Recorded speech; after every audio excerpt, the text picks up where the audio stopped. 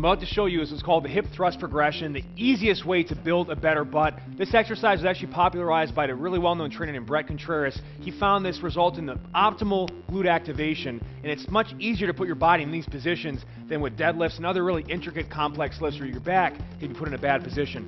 The entry-level version is just on the floor. Put your feet underneath your knees. Abs are tight. That's the key component. All these variations, your abs are crunched and braced the whole time. There's no motion at your lower back. You're going to lift your hips until you get full hip extension where there's a straight line from the knee through the shoulders. And again, tightness here, good glute squeeze, control down. Now, some fun variations and ones that will actually result in a better glute activation, more range of motion. First one is the shoulders elevated hip thrust. An ottoman works phenomenally well for this.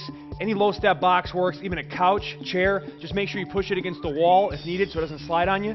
My upper mid back is placed right here. Elbows can be here, wherever you want them. Just make sure the abs are crunched the whole time. I'm going to lift my hips, squeeze my glutes, and the most challenging part of the exercise is where you want it to be, that terminal hip extension, which transfers to sport, running, jumping, and will really fire up your glutes in a serious way. And I want to get full range of motion, keeping the abs tight. I can progress that to doing it on one leg, keeping this off knee tucked to my chest to further engage a nice tight core position. It also shifts a little more to your quad. Now the foot elevated version makes your hamstrings work a little bit harder.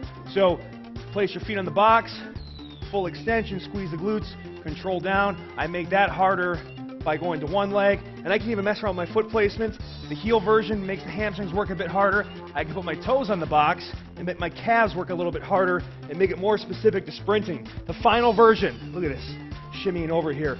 Two equally elevated boxes, spaced appropriately. What I'm going to do is put my upper mid back on one, feet on the other, and now this results in the biggest possible range of motion.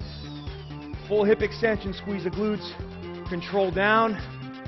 This is the granddaddy of them all on one leg. The shoulder and foot elevated, single leg hip thrust takes your hips to a nice full range of motion, peak activation. The butt will be smoking, and your back and your core are put in a much safer position. Give this one a shot today. You can do it anywhere to light up those glutes in a serious way.